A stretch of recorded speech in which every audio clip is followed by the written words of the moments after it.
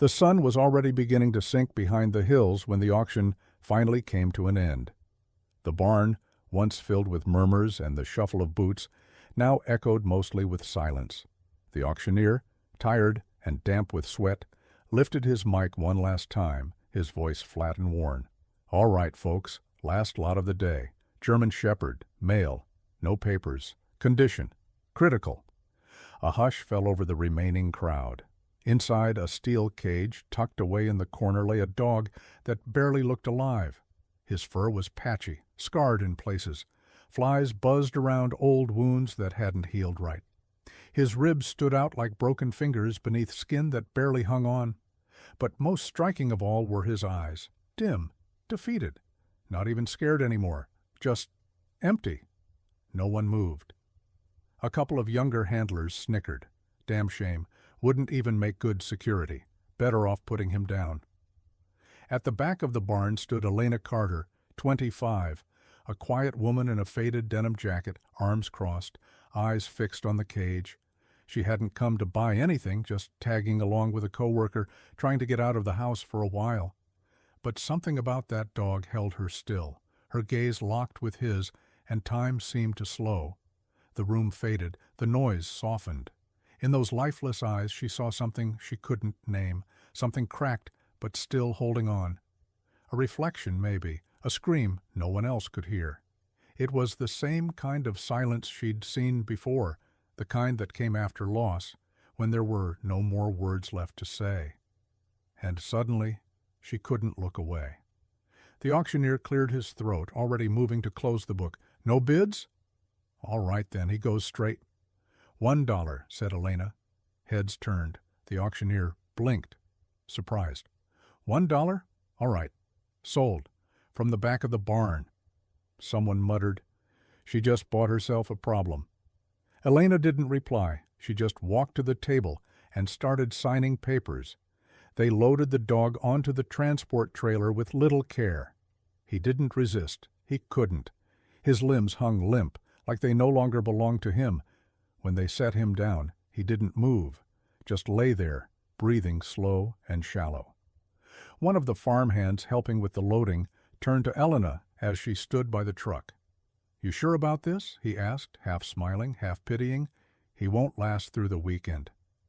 Elena didn't answer. As the engine rumbled to life and the truck rolled forward, she slid into the passenger seat. The driver, another volunteer from the auction, glanced at her, unsure of what to say. The silence between them felt heavier than it should have. Halfway down the gravel road, the dog let out a soft, dry cough, then collapsed fully onto his side. Elena twisted in her seat to look through the rear window. Through the bars of the trailer gate she could just barely see his face, eyes still open, cloudy, but not gone. There was something still inside him. "If he's still looking," she whispered to herself, "then he's still trying." No one had ever fought for him. No name, no history. Just another broken thing left to disappear. But she knew what it meant to lose everything, to feel invisible in a world that keeps moving. She turned back to the road, folded her hands in her lap, and said nothing more. That night, as they reached her property, she made a decision. She would be the last person to give up on him. Not because she believed in miracles, but because he deserved at least one person to believe he was worth saving. She parked near the barn and stepped out first, then walked to the trailer, opened the side door, and crouched beside the dog. "All right," she whispered. "Let's try." Gently, she slipped one arm beneath his chest and the other under his hind legs. He was lighter than he looked, just skin, fur, and exhaustion. His body sagged in her grip, but he didn't resist. He didn't even whine. She carried him across the short stretch of yard to the small shed behind the barn, a space she'd cleaned out that morning just in case. She eased him onto a soft towel, laid out on the floor. The second she let go, he collapsed, curling into himself as if trying to disappear. She filled a bowl with clean water and set out a small portion of soft food. He didn't touch it, just lay there, chest rising shallowly, eyes half closed. Elena didn't say anything. She sat cross-legged beside him, her back against the wall, listening to his breath, ragged, but present. She dipped a cloth into warm water and carefully wiped the dried foam from his muzzle. Then, almost as if speaking to someone far away, she whispered, "You don't deserve to end like this, not like this." His ears twitched. The next morning she made a call to Dr. Samuels, the retired vet who had once saved her daughter's kitten. He arrived that evening carrying an old wooden box of supplies and a tired kindness in his eyes. He examined the dog thoroughly, checking gums, joints, ears, belly. "Malnourished. Infections everywhere," he murmured. "He's alive because something in him won't quit, but truth is, he doesn't have long." Elena nodded, her expression unreadable. "I don't need him to have long," she said. "I just need him to have a chance." The next few days moved slowly, almost rhythmically, like the turning of pages in a book too heavy to read all at once. Every morning Elena woke with the sun, before brushing her teeth, before coffee. Before speaking a single word to anyone, she would walk barefoot out to the shed. Bruno would still be lying there, head down, body curled tight. But his eyes followed her now. That was new. She would kneel beside him and speak softly. About the weather. About nothing at all. It didn't matter. What mattered was the sound of her voice. Gentle, consistent. She cleaned his wounds with the saline solution doctor Samuels had left behind. She scrubbed around the mange patches using a soft bristled brush dipped in warm, soapy water.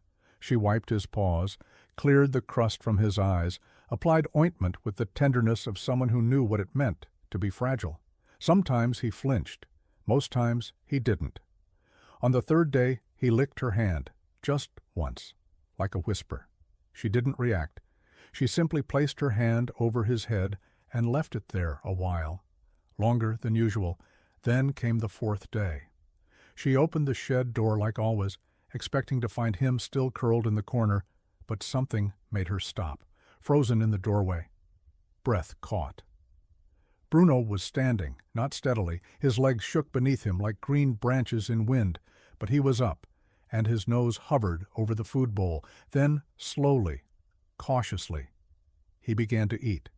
Elena didn't move. Her chest tightened with something between shock and reverence. Her hand rose to cover her mouth. It wasn't just that he was eating. It was that he had chosen to stand to do it. Like somewhere deep in his bones, he had decided he was still here. Tears stung her eyes before she could stop them. She watched in silence, afraid that any sound might break the spell. And when he looked up mid-bite and met her gaze, she saw it. A flicker. A spark. A will to live. That night she brought him more food, with a pinch of supplement mixed in. When she reached out to touch his head, he leaned into her hand, just slightly. "You're not just surviving," she whispered. "You're fighting." She smiled faintly. "Bruno, that's your name now. Strong and brave, like you." Recovery didn't come all at once. It never does. Some mornings Bruno looked stronger, tail wagging faintly, ears alert. Other mornings he'd barely lift his head, like the weight of healing was too much to carry. But Elena showed up anyway, always with the same quiet patience, always on time. She began adding small tasks to her routine, sitting with him a little longer after feeding, brushing his coat, even when patches still hadn't filled in, humming old songs from her childhood while he dozed beside her. The space between them closed slowly, not with grand gestures, but in the way he stopped flinching when she opened the door, in the way his body leaned ever so slightly toward hers. Toward her touch, word began to spread on the farm. At first, just whispers. "She's still feeding that dog." Poor thing's probably blind. I don't know why she bothers, but they noticed. They saw the difference. Bruno now stood every morning to greet her. His steps were clumsy, but more deliberate. He began walking the edges of his fenced-in yard, sniffing, stretching. He no longer curled up just to disappear. He claimed space, even if it was just a corner. One afternoon Alina watched from the porch as he trotted, yes, trotted, across the grass. Not fast, not graceful, but free. His coat, still uneven, shimmered under the sun like it remembered what it used to be. Dr. Samuels came by to check in. He watched through the fence. "Well, I'll be damned," he murmured. "He's got steel in him." Elena didn't say anything. She just smiled, eyes still on Bruno, because she knew. It wasn't just fur growing back or muscles rebuilding. It was dignity. It was life, returning one quiet heartbeat at a time. Eventually, Dr. Samuels pushed the gate open and stepped inside.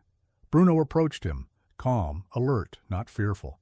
The old vet crouched down, brushing his hand over the dog's back and along his ribs, checking muscle tone, healing scars, the slow return of warmth under the skin. Then something changed in his touch. His hand paused, pressed lightly against a spot near Bruno's hind leg. He squinted, parting the fur with 2 fingers. A beat. Then another. "Elena," he said, not looking up. "Come here a second." She walked over, boots crunching on gravel. Dr. Samuels was still kneeling, eyes narrowed, unmoving. "There's something here," he said quietly. She knelt beside him, watching as he cleared away a small patch of fur. At first it looked like a scar, pale and flat, but it wasn't ragged or irregular. It was round, symmetrical, intentional. Then the sunlight hit it just right. She saw it. Faded black ink, numbers, letters, tattooed beneath the skin, almost invisible, unless you were looking for it. The shed fell quiet. "A breeder's mark," Dr. Samuels confirmed after a moment. "Tattoo ID. Very few places use this system now. Only specialized programs. High-performance dogs, military service, elite security." Elena stared at the mark, her fingers hovering just over it, as if afraid to touch something sacred. "You mean Bruno was trained, chosen?" Dr. Samuels nodded slowly. "He wasn't a mistake. He was made for something. And someone, somewhere. Someone let him go."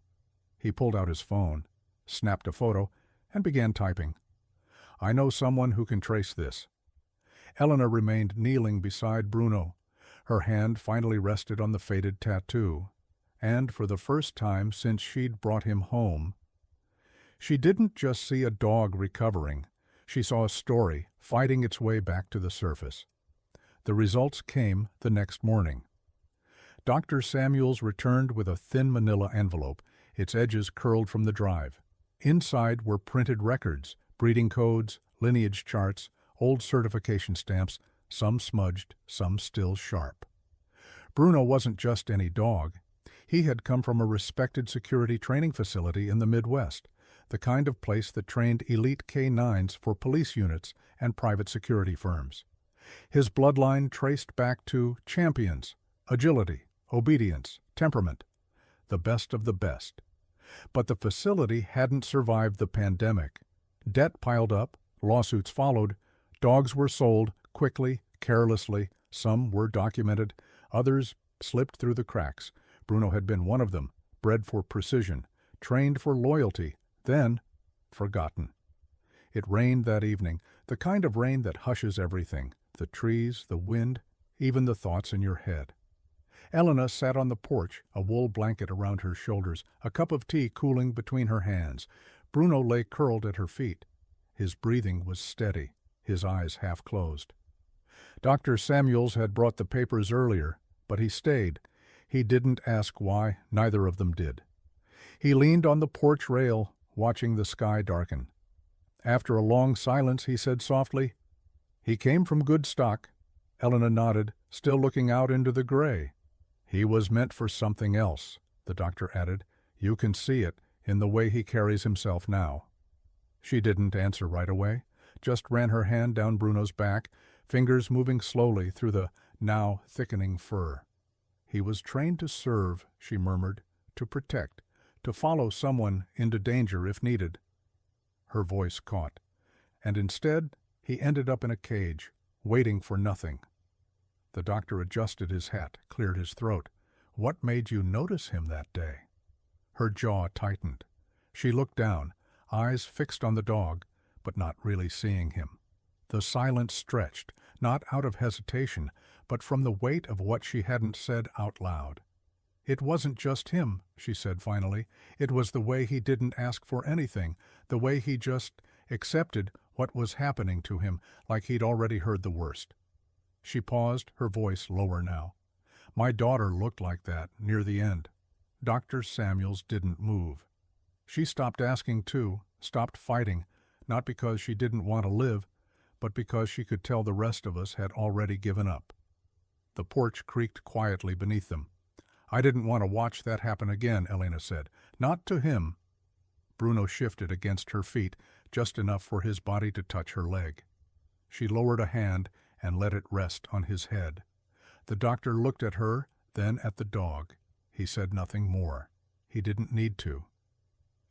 By midsummer, Bruno was no longer the shadow of a dog Elena had brought home from the auction. His coat had filled out, thick and dark, with a copper sheen that caught the morning sun. The hollows beneath his ribs were gone, replaced by muscle and strength. He walked with quiet confidence now, chest lifted, head held high, not arrogant, aware. Every morning he trotted ahead of Elena through the pasture, circling wide, doubling back, always watching, always working, instinct perhaps, or memory. Dr. Samuels came by less frequently. There wasn't much left to treat.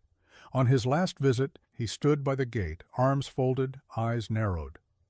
Well, he said, voice low, look at him now. Bruno turned at the sound, ears alert, and barked once. Strong, steady. Then he returned to his patrol. He's whole, the doctor said. Elena nodded. He is. It didn't take long for word to spread. First, it was the farmhands. Then, the neighbors. Then, someone posted a photo. Bruno standing in the pasture, the fields behind him golden in the afternoon light. He looked like something out of a working dog calendar. And then the calls started. A training academy in Texas, a private security company from out of state, even a man who claimed to be a breeder from the East Coast. They all wanted him. Some offered money, a lot of it. Others promised better facilities, bigger space, purpose. Elena listened, let them talk. Then said the same thing every time. Bruno's not for sale, one man insisted, told her it was a waste, that a dog like that was meant for more. Elena had only smiled. He already has more, she said. He has a name, a home, and a story. Bruno, lying at her feet that afternoon, lifted his head and rested it against her knee. She didn't need recognition, but Bruno deserved to be seen, not for what he could do, but for how far he had come. Some days Elena still sat on the porch and just watched him. Bruno would roam the field, then return, pressing his head gently against her side. No commands, no reason, just presence. She often thought about how easily he could have been overlooked, how close he came to being erased. But all it took was one chance, one quiet yes. When the world had already said no, she didn't rescue him, she simply stayed. And in doing so, they both came back. If this tale moved you, if you felt the tension, the heartbreak, and the triumph, please support our channel by hitting the like button and subscribing. Your support means the world to us and helps us bring more thrilling, emotional, and inspiring stories your way. Leave a comment below and let us know what you think. Do you believe dogs have an extraordinary sixth sense? Share your thoughts and personal stories with us. Thank you for watching, and we'll see you in the next video.